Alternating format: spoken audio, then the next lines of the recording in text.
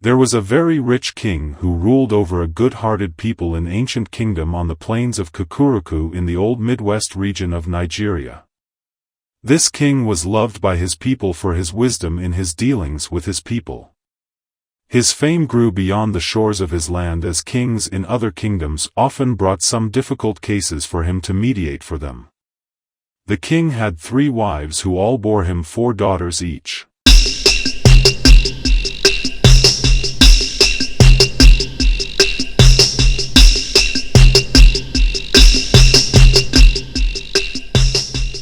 And all the 12 daughters were uniquely beautiful in their own ways. These 12 beautiful daughters all slept on 12 single-sized beds all in one room, every night. In the night, when these beautiful girls went to bed, the doors were always shut and they were locked in. In spite of the doors always being firmly locked as they went to bed, their shoes were always found to be quite worn out as if someone had danced with them all night. This got the king worried and calls for concern in the whole kingdom as nobody could find out how it happens, and because the princesses were always confirmed to be indoors throughout the night and seen to wake up and step out in the morning only when the door was opened for them. One day, the rich and influential king made it known to everyone in the kingdom and other neighboring kingdoms that if anyone could discover the secret and found out what happens to the princesses' shoes in the night while they were asleep, he would have the person take any of the daughters of his liking for wife, and will be king after his death. But whoever tried and does not succeed in unraveling the mystery after 3 days and nights, the one would be put behind in prison. This is in order to ensure he does not give a clue to whoever would be next to attempt on the mission. A king's son from another kingdom soon came. He was well entertained, and in the evening of the day of his arrival, he was taken to another chamber next to the one where the princesses lay in their 12 beds every night. There he was to sit, rest and seek for clue as to what happens to the princesses' shoes when they went to bed at night. The door of the chamber was left open in order that nothing could happen without him hearing or seeing it. But the prince soon fell asleep, and only to wake up in the morning to find out that the princesses' shoes had all been used again and the soles of the shoes all had holes in them. This continued the second and even the third night, and as was agreed, the king's son was taken away into the prison where no one would have access to him until the mystery was unraveled. There came several others, but they all could not discover why the 12 princesses' shoes were always worn or used for whatever every night. Now it happens that a farmer, who had been toiling tirelessly year in year out, without much produce to show for his effort due to the overused land he found to farm on, passed through the kingdom in search of a fertile land. In this kingdom, this wise and influential king reigned. As the farmer was traveling through a wood and observing and praying for luck to be given part of the land to farm on, he met an old woman, who asked him where he was going. "I am in search of a fertile land to farm on. I do not know if the community will give me part of this land to farm on. Do you know who I could talk to in respect to that?" "Yes," the old woman replied. "The king is the one you could meet. But right now, the king is preoccupied with solving a mystery." "What mystery, old one?" the farmer asked. "The king's 12 daughters' shoes always appear used at night by unknown persons and even the king in his wisdom has not been able to unravel the mystery. Many men from far and near have tried without success." "Really?" the farmer asked, showing surprise. "Who could be using the king's daughter's shoes if you say the girls go to bed and are locked in every night?" "Well," said the old woman, "that is a task I want you to get involved with." "How, and why me, if I may ask?" the farmer asked the old woman. "The gods have seen your good heart and your desire to fend for yourself without intent to steal despite your hardship and have decided to bless you provided you will follow simple instructions." "Okay, thank you, old one. I will try," the farmer replied. "You will go there. Ensure not to drink any of the wine which anyone will bring to you as you get there, and as soon as the princesses get into their room and the door locked against them, pretend to be fast asleep." The old woman gave the farmer a cloak. "As soon as you put that on you will become invincible, and you will then be able to go anywhere unnoticed." The farmer was delighted at what the old woman had told him and for the cloak as well. He got determined to try his luck, so he went to the king, and declared his willingness to undertake the task of unraveling the mystery behind the wear and tear of the 12 daughters' shoes as they retire to their beds every night. The farmer was well received as the others had been, and the wise, but now worried, king ordered for the farmer who was looking dirty to be given fine royal robes to wear, and when dusk came he was led to the outer chamber overlooking the door to the princess's room. Just as the farmer was going to lie down, the eldest of the princesses brought a cup of wine to entertain the farmer. "It is our way of entertaining our guests here. On behalf of the king, we are happy to have you in our palace," the princess said. "Thank you, my princess," the farmer said as he receives the cup of wine from the princess and pretends to take a sip while the princess turned immediately and walked away. He threw the wine away secretly, taking care not to drink a drop from it. Then he laid down on the bed, and almost immediately, began to snore very loudly as if he had fallen deeply asleep. When the 12 princesses heard the snoring from the man, they laughed heartily, and then proceeded to prepare for their night out. They opened their boxes and took out all their fine clothes and dressed themselves up beautifully. The youngest of them felt an unease. "I don't know why I am feeling this way, I feel very uneasy, as if something bad is about to befall us." "You joy killer," said Aziza, the eldest of the princesses, "I don't know why you are always afraid. That man has drank the wine and he is already fast asleep. What is the worry about? Besides, have you forgotten how many of them have already tried to watch without staying awake to find any clue? And for this tired one, even if I had not given him the sleeping draught, he looked too tired to even be able to stay awake." The farmer concluded that he should find out what the princesses do in their room. So he wore the cloak given to him by the old woman and he instantly found himself in the girl's room. Aziza, the eldest of the princesses, went up to her own bed and clapped her hands, and the bed sank onto the floor and the trapdoor freed open. And the farmer saw them going through the trapdoor one after the other, with Aziza leading the way. The farmer, who was invincible to the princesses, followed them.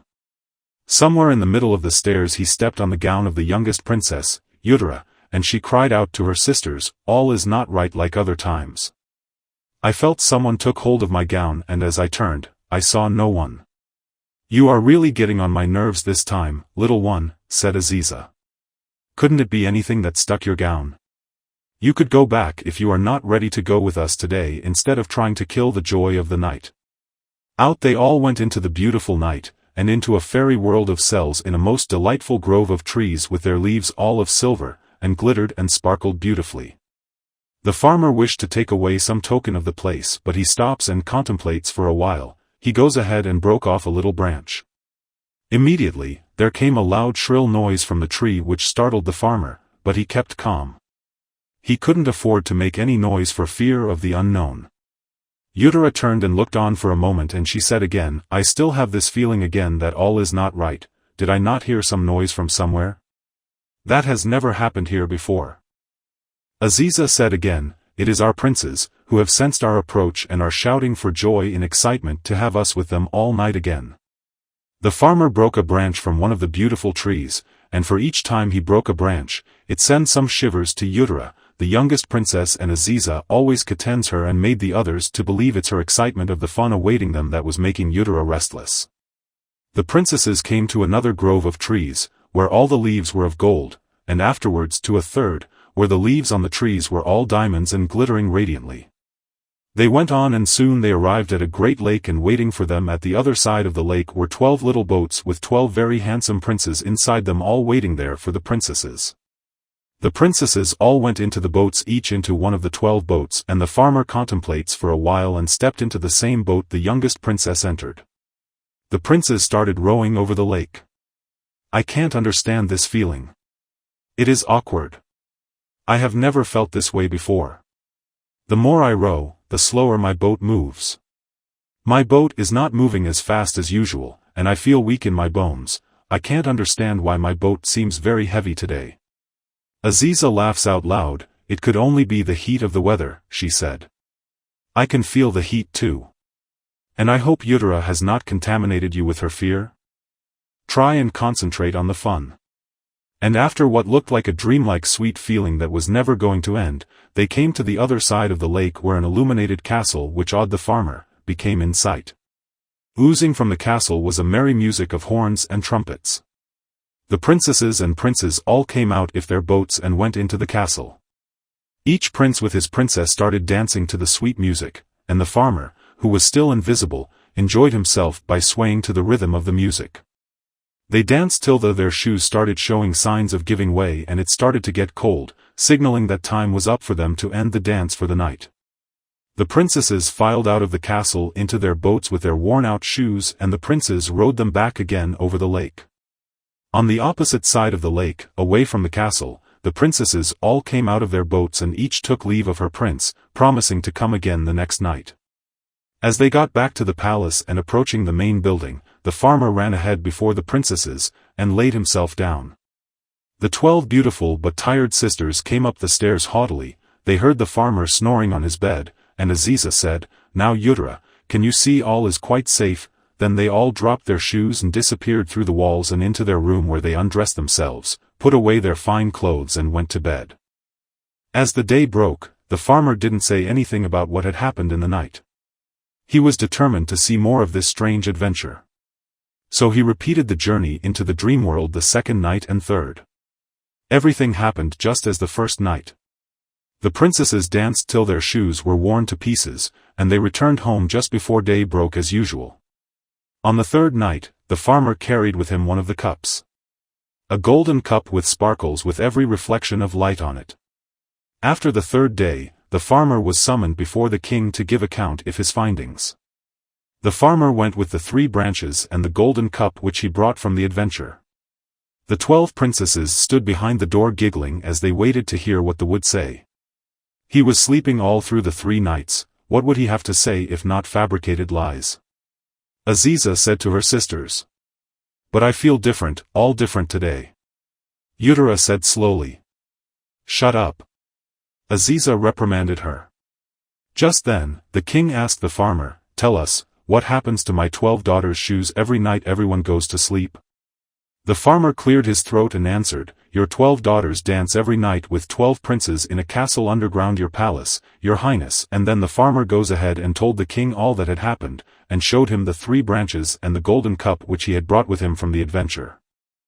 The wise king, in a bid to ascertain the truthfulness in the farmer's submission, called for the princesses, and made the farmer repeat what he had said.